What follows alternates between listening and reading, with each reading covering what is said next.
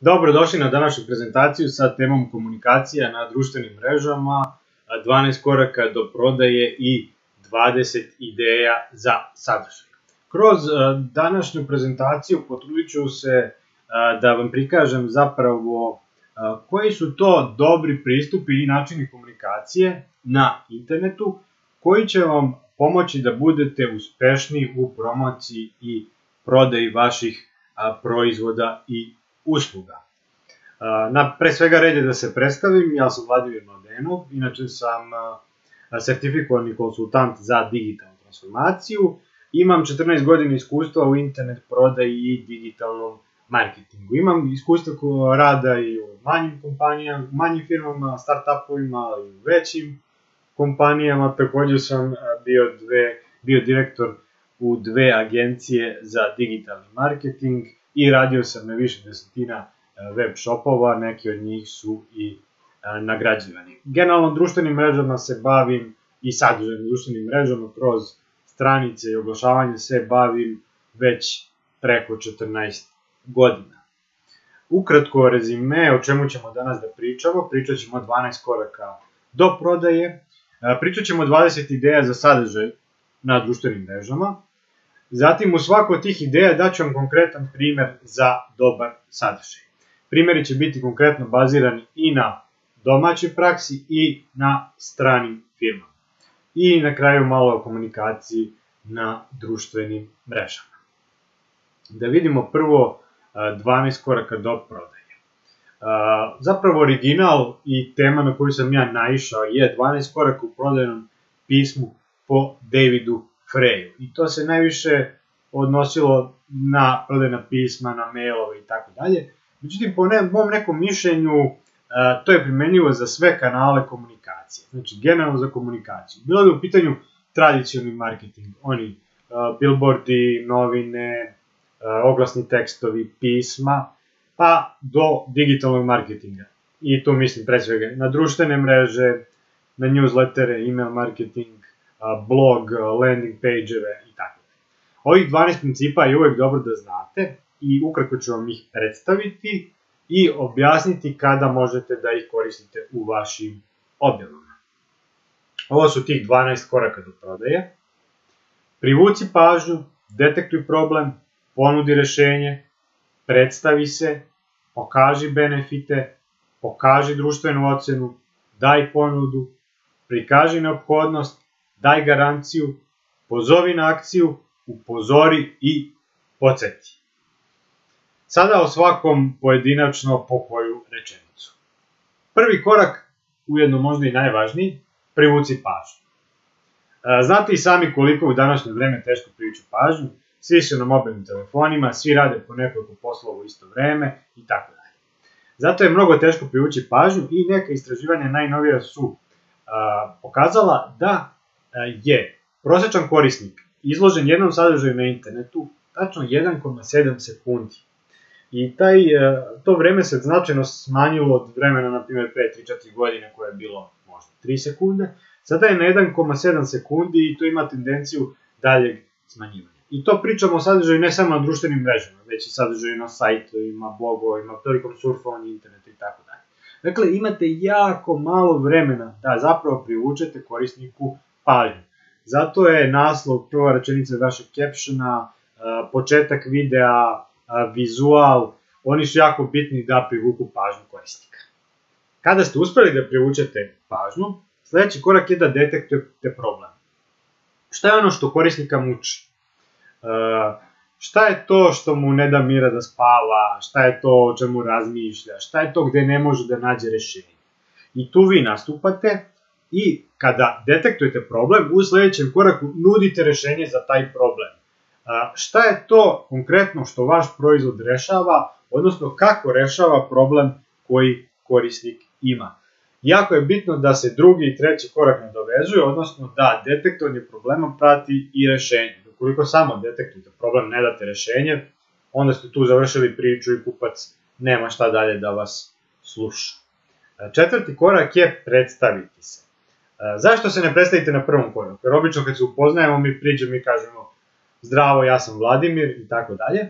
Međutim, Ako to krenete da radite na objavama, baš zbog ovoga što sam pričao o privlačenju pažnje, znači imate 1,7 sekund i vi krenete, ja sam Vladimir, bavim sa tim i tim i tako da, to je dosadno. Znači to ljudima nije zanimljivo, odmah idemo pravac u glavu, u meso, privlačimo pažnju. Znači mora onaj odmah prvi inicijalni kontakt da bude privlačenje pažnje, pa tek kasnije kad smo zainteresovali korisnika, kad smo zapravo dali neko rešenje za njegov problem, onda se predstavljamo, kažemo mi smo ti i mi smo ti koji vam nudimo ta rešenja. Dakle, nije slučajno što ovaj korak nije na početku, nego je tek na 4. mestu. Na 5. mestu pokaži benefite i faktički tu se nadovezujemo na rešenje. Znači, dali ste rešenje, sada prikazujete benefite. Koji su sve benefiti koje vaš proizvod ili usluga pruža korisniku? I to mislim da je sasvim jasno. Nakon benefita ide prikaz društvene ocene. Ukoliko je vaš proizvod nov, on nema društvenu ocenu. Međutim, ukoliko je stari i već se koristi neko vreme, on sigurno ima neku društvenu ocenu. To znači da su određeni broj korisnika koristio taj proizvod i više ili manje zadovoljan s njim. Sad, ovo je jako bitno i tu se koriste testimoniali na sajtima, blogovima i na društvenim mrežama i kao word of mouth, preporuke prijatelja i tako dalje, da preporuče ljudi nekom taj proizvod.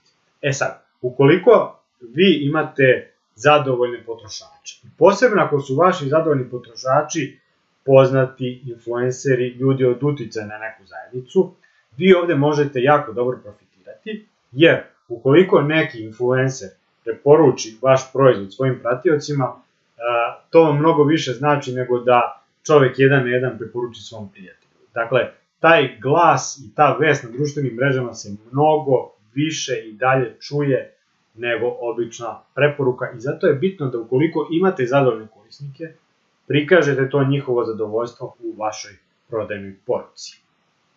7. korak je da date ponudu i to je ono najjednostavnije za objasniti. Dakle, šta konkretno vi nudite za konkretno koliko novca. Znači, X je vaša ponuda, Y je količina novca koju korisnik treba da plati i tu nema šta prosto da se objašnjava dodatno. Stavka broj 8 je prikaži neophodnost. Tu zapravo treba da pokažete kako je vaš proizvod neophodan za korisnike. Naprimer, lakše će živeti sa njim, unapredit ćemo kvalitet života, rešit ćemo neki zdravstvenu tegobu, zdravstveni problem i on će indirektno živjeti duže. Dakle, budite do te mere konkretni u prikazivanju neophodnosti da neko koristi vaš proizvod. Na kraju krajeva nema bolje motivacije od živjet ćete duže. Sledeći korak je da date garanciju. Sad, garancija može biti u onom klasičnom smislu na koji smo svi navikli, a to je, recimo, kupite neki alat i imate 3 godine garancije na njega, a ukoliko se on ošteti, možete ga odneti na servis i tako dalje. To može biti garancija i to možete navesti u vašoj poruci. Međutim, garancija takođe može biti i neka, da kažem, povrat vrednosti koju je kupac uložio u vas. Konkretno, recimo prodajete kurs za edukaciju, možete napišete ukoliko niste zadovoljni kursom, ukoliko niste zadovoljni znanjem koje dobijete kroz kurs, vi možete tražiti kompletan povrat novca. I tako sa kupca skidate svaki rizik. Opet, na sebe natovarujete taj rizik, međutim, mali je broj kupaca zaista koji će ići dotle da traže povrat novca, mislim to donekle nije u redu, ali dodatno ukoliko ste vi sigurni u vaš proizvod, ukoliko ste sigurni u kvalitet vaše usluge, onda prosto nemate zbog čega da brinete i možete dati tu vrstu garancije koja će opet osloboditi kupca da mnogo lakše kupi taj proizvod i uslugu. Sledeća stavka je poziv na akcije. I verujte mi, jako se dugo bavim marketingom i prodajom i stalno se čudim i iznova viđam kako nema poziva na akciju. Kako ljudi prosto zaborave to da stave. I onda sve urade fenomenalno, sve urade dobro, upoznaju ih sa kompanijom, upoznaju ljude sa proizvodom, sa problemima koje rešavaju, sa benefitima, sa cenama i onda na kraju nedostaje ona jednostavna rečenica kupi, naruči, poseti sajt i tako dalje. I morate biti eksplicitni u tome. Morate biti do te mere konkretni i eksplicitni da kažete čovjeku kupi, klikni tu i tu, idi tamo. Znači, što konkretnije to bolje. Jer ljudski mozak tako funkcioniše, ukoliko vi nemate poziv na akciju, vrlo često će vam se desiti da potencijalni kupac koji je, iako je zadovoljan sadržajem koji je dobio od vas, samo pročita to što ste mu dostavili i napusti, ode dalje da surfuje internetom. I to nikako ne smete dozvoliti da se dogodi. Nakon ovih 10 stavki kreću dve poslednje stavke, a to su upozori i podsjeti. Upozori znači da, recimo, konkretno pokažete potencijalnom kupcu šta će se desiti ukoliko on propusti tu, da ostvari tu transakciju. Naprimjer, tu imamo onaj FOMO efekat ili strah od onoga što možete da propustite. Takođe, treba da upozorite da su količine ograničene, da je vremenski rok ograničen i tako dalje. To ima dosta dobar efekat i dosta onako pogura kupca ka krajnjoj kupovini. A podsjetnik treba da obuhvati sve prethodne stavke koje smo pomenuli, samo u nekom skraćenom obliku. Dakle, na kraju tog teksta, na kraju prodajne poruke, vi napravite kratak rezime, podsjetite potencijalnog kupca na one stavke koje su najbitnije i podsjetite ga da on treba da kupi ili naruči taj proizvod i uslugu. Dakle, ovo je 12 koraka do prodaje. Sad, sigurno se pitate kako je moguće da ja u nekoj objavi na društvenim mrežama iskoristim svih 12 koraka. Pre svega, vi ne morate da iskoristite svih 12 koraka do prodaje u svakoj vašoj objavnoj prodaji, niti to treba da radite. Nekad nemate dovoljno prostora, nekad nemate ni dovoljno vremena da to pripremite, a nekad prosto i nemate sve opcije da prikažete. Konkretno, novi proizvod, vi nemate, na primjer, društvenu ocenu, ili, na primjer, ne možete da date neku vrstu garancije, i tako dalje, i tako dalje. Prosto neke stavke mogu i da se preskoče, čak i nekad poželjni preskočiti da ne biste previše udavili kupca i dosadili mu na taj način. Dakle, iskoristite samo neke od ovih prodaje. Ukoliko imate neke od ovih elemenata, ukoliko imate landing page, stranicu ili blog tekst, dobro je da iskoristite svih 12, a ukoliko imate objavu, recimo na Twitteru, vi ne možete da iskoristite tih 12, nego možete da iskoristite samo nekoliko njih, i baš zbog tih situacija, i pretpostavljam da će neko vaše pitanje biti koji su ti koraci koji su najbitniji, ja sam dao napred odgovor na to vaše pitanje, i ukoliko bih morao da izdvojim 5 najbitnijih koraka do prodaje, to bi bilo ovih 5 elemenata. I podelio bih u dve grupe. Jedno su akcioni, drugo su prodajni elementi. Akcioni elementi koji su po meni najbitniji su privuci pažnju, detektuj problem i ponudi rešenje. A prodajni elementi, daj ponudu i pozovi na akciju. Dakle, po meni, nijedna prodajna ponuda ne bi trebalo da izostavi neki od ovih elementa. Dakle, ovih 5 elementa su po meni najbitniji. Ne kažem da ostali nisu bitni, ali ovih 5 nemojte da izostavite. Ukoliko imate još manje prostora, recimo imate onaj Twitter post od 280 karaktera, pa da morate još nešto da izostavite, da možete iskoristiti samo neki element, onda imate privuci pažnju, daj ponudu i pozovi na akciju. Ta 3 elementa su vam ubedljivo najbitnija i svaki prostor iskoristite za njih. Znači, privuci pažnju, mora nekom da privučite pažnju, ali opet to nije dovoljno, mora nešto da ide iza toga, a to je ponuda, i opet to nije dovoljno, i opet mora iza ponude da ide poziv na akciju. I ta 3 elementa bih vam preporučio da uvek koristite. A sada idemo na drugi deo prezentacije, i to su 20 ideja za kreiranje sadržaja na društvenim mrežama. Kao što sam rekao, daću vam konkretni primer sadržaja za svaki od ovih 20 tipova. Pa da krenemo redom.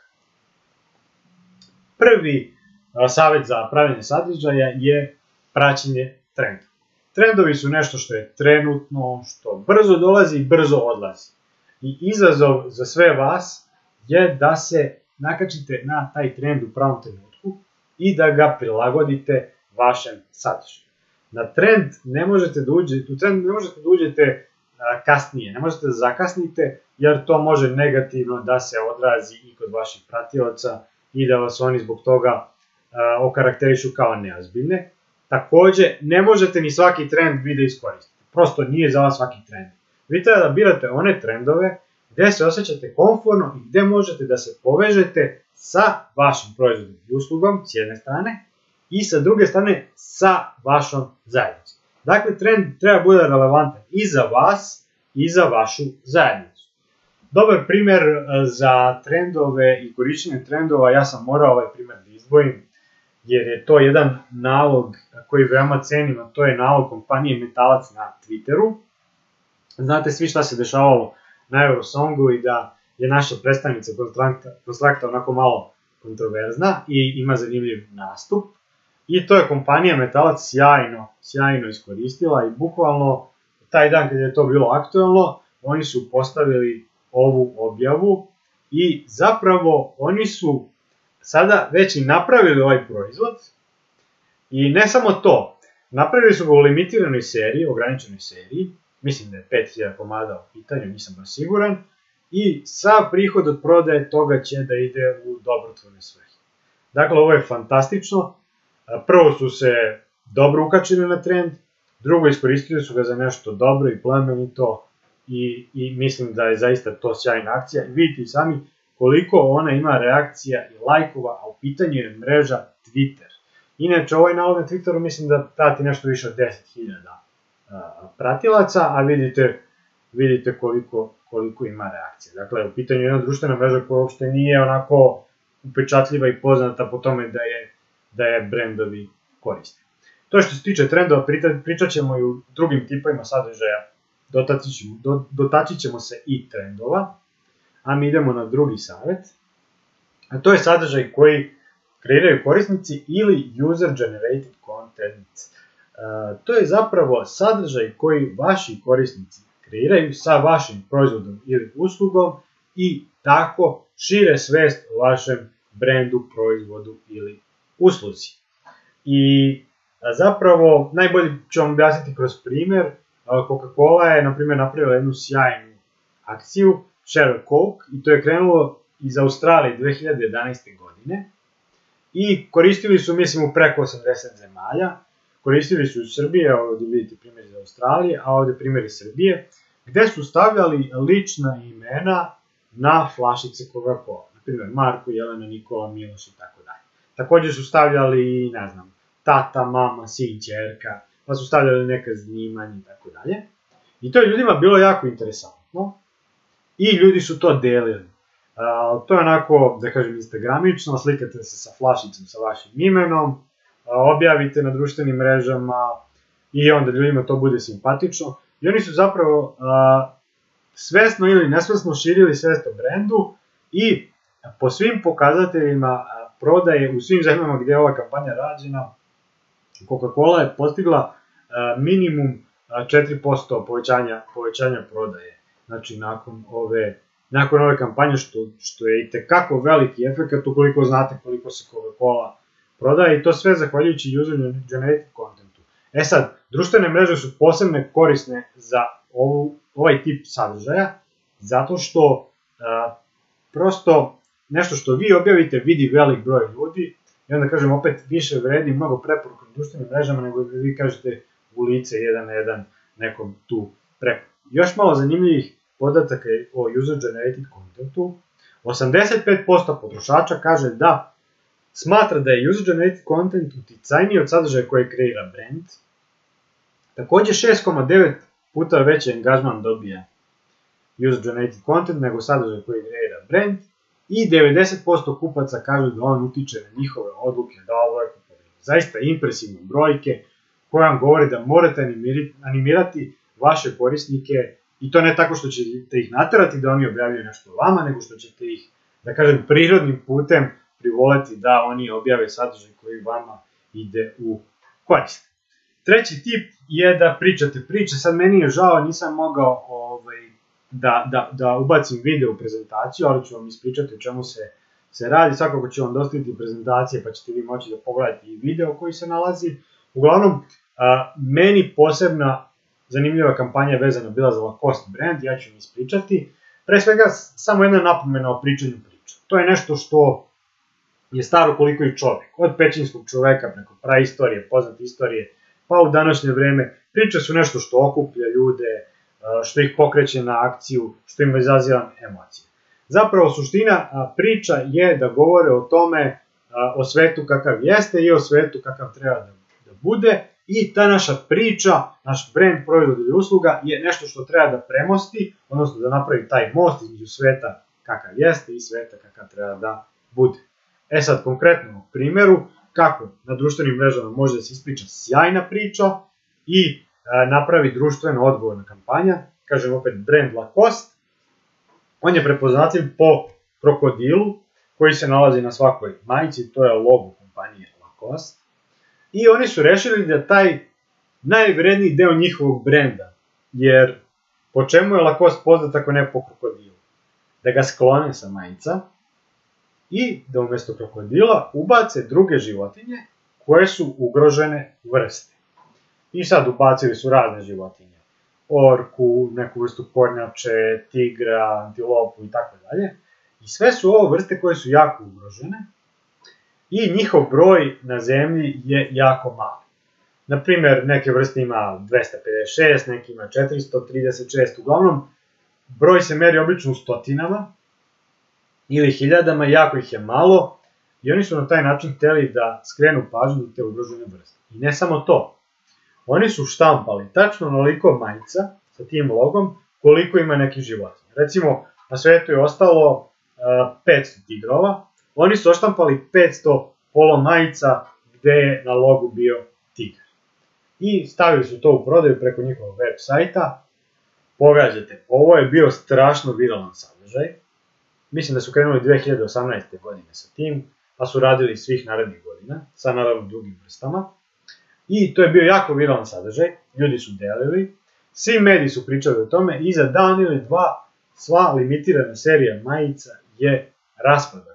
Na taj način Lacoste je uradio sjajnu stvar za svoj brand, ali što je još bitnije, ispričao je priču o tim ugroženim vrstama i podigao je svest o tim ugroženim vrstama.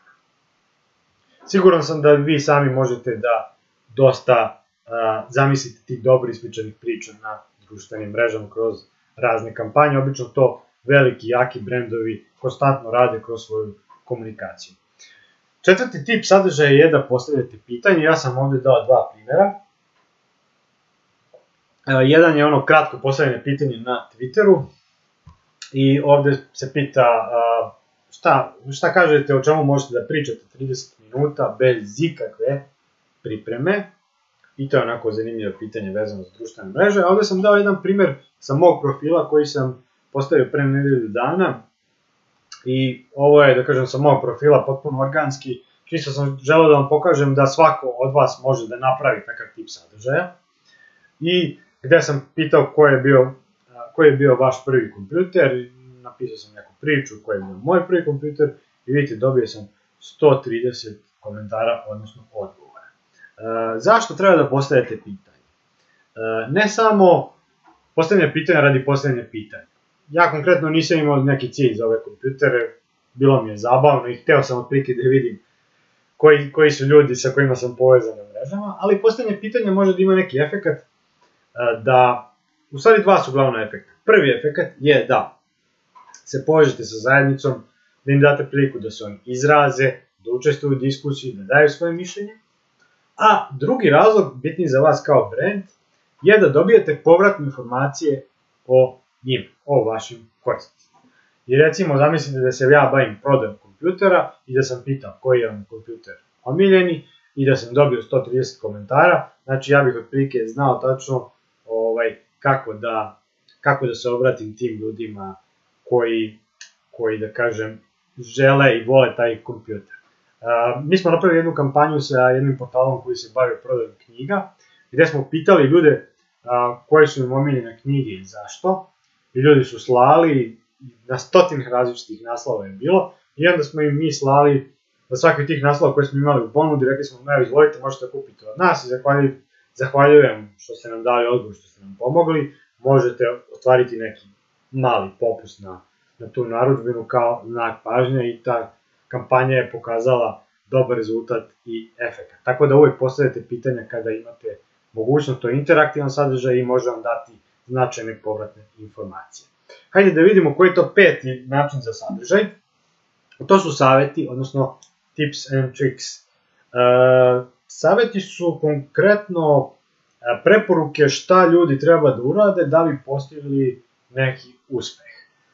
Saveti su posebno popularni na Instagramu kroz one karusel objave, zaista sam video dosta profila koji to lepo rade, takođe i za YouTube, i blog tekstovi i tako dalje. Konkretno, savet može da bude bilo šta u čemu ste vi dobri, gde ste vi ekspert i poznavalac prilika i gde možete da posavjetujete ljude da na konto vašeg iskustva, odnosno grešaka koje ste pravili i uspeha koje ste postigli, oni preskoče neki korak i da nauče nešto novo i da to primene na svojim projektima. Tako da su saveti jako koristan sadržaj i vi se možda pitate zašto ja da tamo pričam o savetima, dajem besplatno savete, a neko drugi to da koristi. Zato što ljudi će to i da čine i to će da traje mesecima, nedeljama, godinama, međutim kad im zatreba neka implementacija, oni će se vas setiti kao eksperti i stručnjak u nekoj oblasti i prosto kontaktirati vas za saradnju. Ja to radim, na primjer, sa mojim YouTube kanalom, gde potpuno besplatno, bez ikakve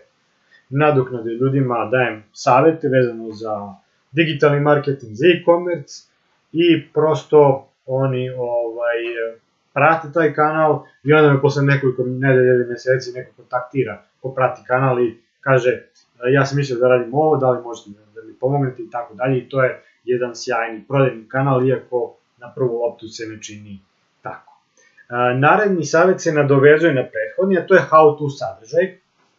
Koja je razlika između how to i saveta? Saveti su obično nabrojeno šta treba da se uradi, a how to je da vi pokažete konkretno kako se to radi. Konkretno, u savetima, ukoliko ste automehaničar, bi bio, savjetujem vas da za vaš motor uradite to i to i to, ukoliko želite da duže traje, i to bi bio savjet. A how to bi bilo kako da zamenite zimske gume i da se napravi nekoliko fotografija koja pokazuje kako treba se zamene, ili snimi se video kako konkretno se menjaju gume i postavljaju zimske gume. Dakle, to je glavna razlika što je how to više pokazna vežba, te neke teorije koje je došla kroz savete. Ja sam ovde dao primer how to objave koja je vezana za marketing, ono čime se ja bavim, ali kažem, bilo koja delatnost, na primjer dao sam primer automehaničara, ali bilo koja delatnost može da primeni i savete i how to sadržaj.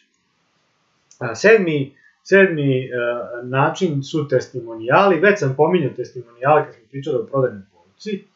Ovde ću se samo nadovezati da vaši testimonijali ne moraju da budu generički, one kakve ste navikli da gledate po sajtovima gde stoji sličica i neki generički lik govori kako je super saradnja s tim brendom, već mogu da budu i malo neobični kao što ovaj koji sam prikazao. Ovde zapravo ovo je jedan alat za slanje newslettera i na jako lep način je predstavio ovu osobu, ovu gospođu koja inače piše svoj blog, šta su njene vrednosti i šta ona radi, dao njen komentar i kroz foto i video ispričao njenu priču. Dakle, taj testimonijal može biti blago i možete ga koristiti i na sajtu, i na društvenim mrežama, i kroz mailove. Možete ga upotrebiti na 1000 načina i već sam vam pokazao za user-generated content koliko im ljudi veruju, a mogu vam reći da testimonijalima veruje preko 80% korisnika na internetu. Sledeća preporuka za sadržaj je pre-posle. Ja sam ovo iskoristio da vam pokažem neke smešne situacije, jer opšte je poznato ono pre-posle, žena sa 100 kila, posle žena sa 50 kila, pa su ljudi na internetu pravili oko toga neke šale, stavili su Robert pre i posle, da se ništa nije promenilo, samo je za 2 nedelje izgubio naočare, to je jedan poznati skeč na internetu. Još jedan poznat mim, pre gledanja Squid Game-a i posle gledanja Squid Game-a, zaista ti mimovi sa Squid Game-a su bili jako popularni i zanimljivi. Ovo su neki, da kažem, smešne situacije pre i posle. Naravno, vi to možete da koristite kroz neki humor, kroz neku šalu, ali možete da budete i ozbiljni. Pa recimo, ukoliko se bavite popravljanjem puteva, možete da stavite pre kako su putevi izgledali sa ovim sivim rupama, sa džombama, i posle kad ste izašli na teren, sredili put, kako ste stavili nov asfalt, kako izgledaju posle, kako po njima jure automobili. Ukoliko ste neki majstor zanatlije, na primjer, bavite se popravkom, recimo, veš mašina, možete da prikažete kako je veš mašina izgledala kad ste je zatekli, sva raspadnuta, pokvarena i tako dalje, i onda ste je popravili, onda prikažete kako ona izgleda i kako savršeno radi. Dakle, čime god da se bavite, možete koristiti pre i posle na zanimljiv i duhovit način, ali i na ozbiljan način. Nostalgija je takođe moćan način za kreiranje sadržaja. Nostalgija nas vraća u neka lepša vremena, budi nam neke stare emocije, onako osjećamo se prijatnim kad se setimo onih starih, dobrih vremena. Ovo je jedna od stranica koja se, Kalzama bavi se, da kažem, starim stvarima iz naše zemlje i Beograda, i vidite, to je jedan zanimljiv prikaz sa Instagram profila i ta stranica je veoma uspešna. Takođe, još jedan primjer, ukoliko imate, na primjer, sportski klub, košarkaški klub, na primjer, koji je nekada bio prvak, a sada već dugo godina nije, i želite kod tih vaših navijača da proizvedete neku pozitivnu emociju, vi ćete ih podsjetiti na stare igrače, na stara dobra vremena, na neke ljudi iz publike koji nisu više među nama, koji nisu više živi, zatim neke dvorane u kojima ste igrali, neke timove koje ste pobeđivali, to će ljude podsjetiti na ta stara dobra vremena, a i dodatno ih povezati sa onim vrednostima koje vi predstavljate. Idemo na 10. savet za sadržaja, to su pohvale i isticanja. Koristio sam primjer Ilona Muska, koristit ću ga još jednom, ovdje je on hvalio svoj tim. Kod pohvale i isticanja ne treba da hvalite i ističete sebe, već treba da hvalite ljude oko vas, samo da ne bude tu zabune. 11. izbor je opcija A ili B, dakle, da vidimo, da damo prosto ljudima neku opciju da glasaju, da vidimo koja je opcija bolja. Ovo je jedan primjer koji sam primetio da se često koristi na društvenim mrežama, koji je veoma koristan, baš zbog tih povratnih informacija. Naprimjer, ovdje pričamo o korisničkom iskustvu, da li vam je bolji prikaz kupovine hamburgera na ovaj način sa plus minus, ili na ovaj gde stavljate u korpu, odnosno upisujete broj. Isto tako ovdje moglo da bude da li više volite, ne znam, picu ili hamburger, ukoliko imate restoran, i tako možete dobijete značajne informacije od vaših kupaca. Sledeći primjer je isto vezan za izbor, ali ovog puta izbor ABCD. Ovo je nešto što sam koristio za moj profil i jako korisna stvar su ankete na LinkedInu, to sam htio da vam pokažem. Ovo je jedna anketa koju sam koristio za moj YouTube kanal, gde sam pitao koliko vam je titl bitan kad gledate video. Pazite, ja sam ovde dobio 613 mišljenja, 613 glasova, ljudi su glasali različito, i dobio sam značajan feedback da najviše ljudi vole da gledaju video sa titlom, i ja sam to primenio u svom poslu. Na neki način sam unapredio moje korisničko iskustvo koje zapravo pružam ljudima koji konzumiraju moj sadržaj, zahvaljujući njihovom mišljenju. Sledeći savjet je transparentnost. Opet Elon Musk. Ovo je jedan primjer kada je on digao, da kažem, neki baz kada je rekao da hoće da kupi Twitter, pa on tako pisao na društvenim mrežama koliko je ponudio vrednost za akciju da bi kupio Twitter i tako dalje, sve neke stvari koje se inače ne objavljuju, ali to je on onako neposredan, malo čudan i neortodoksan u komunikaciji, čak nekad ljudi ne znaju da li je ozbiljan ili troluje, ali je vrlo transparentan. Kako vi možete biti transparentni? Pa, na primjer, ukoliko ste u nekoj kompetitivnoj industriji gde prodajete neki proizvod i niko ne objavljuje od vaše konkurencije cene, nego svi onako kriju to, vi možete da budete prvi koji će da objavi cene, da budete tu transparentni i da tako steknete konkurentsku prednost.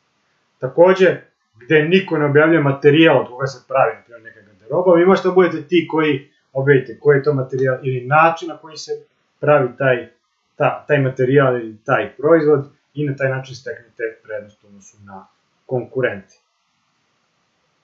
Sledeći savjet su često postavljena pitanja.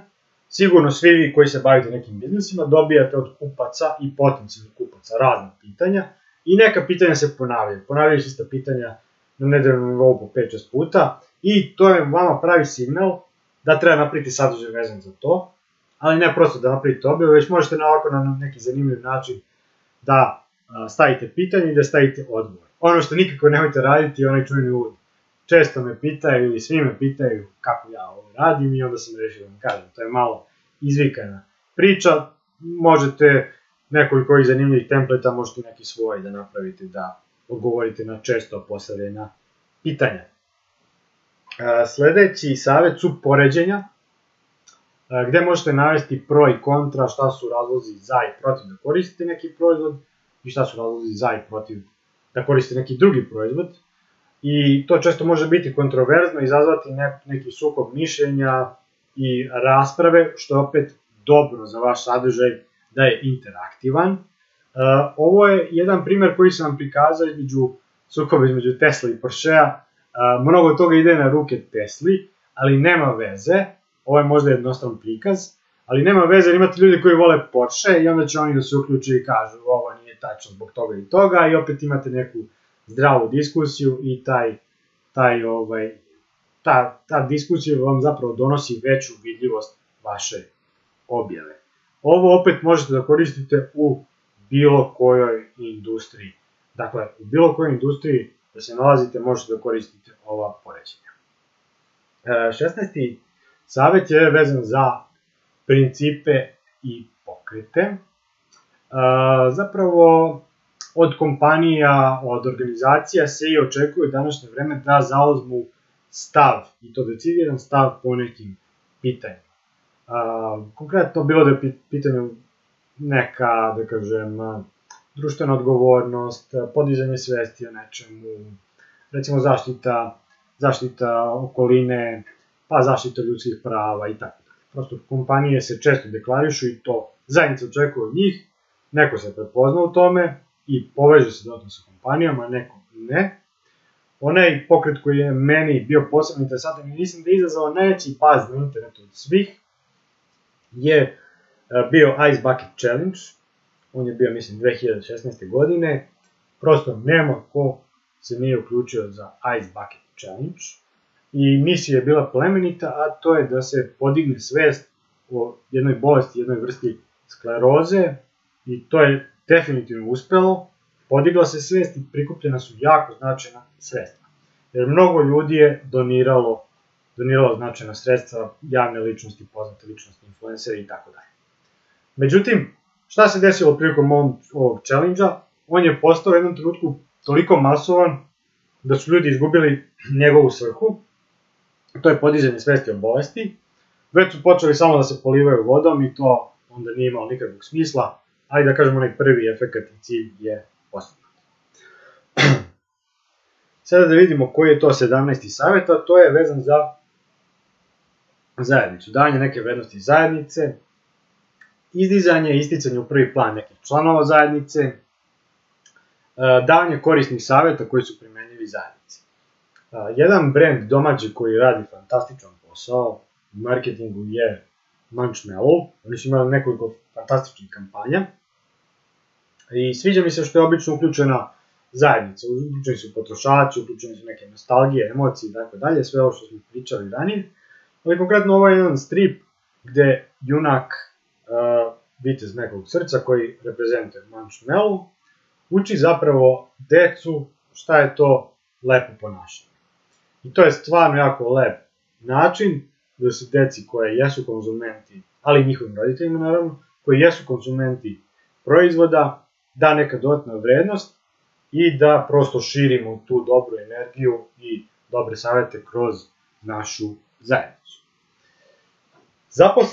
Zaposleni su naravno vaša velika vrednost, jedna od najvećih i treba da prikažete njih, naravno da to ne bude generički ono što radi velika većina i da kažete kod nas su najbolji uslovi, kod nas je sve super, cveće i proleće, a u realnosti druga priča. Vi zapravo treba da prikažete realno vaše zaposlene, da ih ljudi upoznaju, te ljude koji stoji za tog proizvoda i usluge, i da budete kreativni pri načinu na koji ih predstavljate. Ovde sam naveo dva primjera.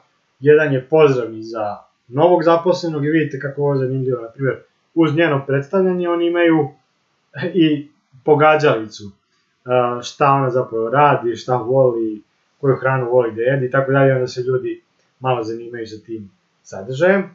I ovo je jedan, da kažem, opet zanimljiv način da se prikaže koja je atmosfera. Vi iz ove slike vidite mnogo, ne morate mnogo i da pišete, i da je to pet friendly, i da su ljudi zadovoljni i tako dalje. Takođe, treba da delite stvari vezane za vaše partnere, kupce.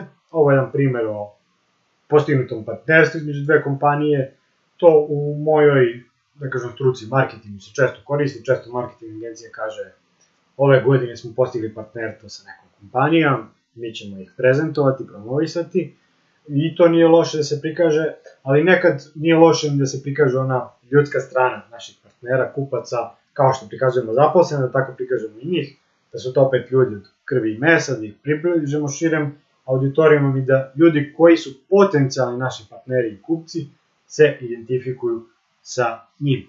I poslednji, ali ne i najmanje bitan, opet s namerom stavljen na 20. mesto, tip sadržaja je direktna ponuda. Dakle, s razlogom sam je stavio na 20. mesto, jer je to direktna prodaja, a s druge strane je to nešto kod čega se vrti vaš biznis. Zašto sam to uradio? Zato što društvene mreže nisu prodajne mreže. Društvene mreže su društvene mreže. Oni vama treba da služe da izgradite zajednicu, izgradite poverenje, da ljudi saznaju za vas, da znaju šta radite, koje su vaše vrednosti i tako dalje. I tek na kraju, na posledku će ljudi da kupuju od vas. Međutim, nemojte ni potpunosti da se igrate ili da zanemarite ovaj aspekt profita, prometa i tako dalje. Vaši nadređeni neće biti zadovoljni, vlasnici kompanija, već treba s vremena na vreme da ubacite i klasičnu prodajnu poruku i tu će vam pomoći onih 12 saveta. Ja ovde nisam hteo nikog da izdvajam i da kažem promovišem, nego sam uzeo sliku koja je više onako nalepnica, ne promoviše nijedan brend, čisto da vidite kako to može da izgleda. Nekad je sasvim ok da imate čisto prodajni post i taj prodajni post kada dođe posle 3-5 postova koji su bili onako zanimljivi, interesantni, interaktivni, postiće svoj pun efekat i ljudi će stvarno da naruče neki proizvod od vas jer su se povezali sa vama i vašim vrednostima. Dakle, ovo je bilo 20 saveta za sadržaj. Sada ću vam dati još par nekih opštih saveta koji su po meni jako bitni. Prvi je da uvek stvarate sadržaj u koji verujete. To je onako nešto što je najbitnije za sve koji su kreatori sadržaja. I drugi veliki savjet je da budete konstantni. Ukoliko stvarate sadržaj u koji verujete i ukoliko ste konstantni, verujte mi, uspeh neće izostati. I za kraj, nemojte da izneverite ni vas, ni vašu zajednicu. To je jako bitno. Kao što je ova kuca sa početka i sa kraja prezentacije verna svom gazdi, tako i vi budite verni pre svega sebi, a onda i vašoj zajednici i nemojte ih ni u jednom trenutku izneverite, jer se poverenje teško stiče, a jako se lako gubi. Hvala vam na pažnji, to bi bilo sve. Ukoliko imate pitanje, možete ih postaviti.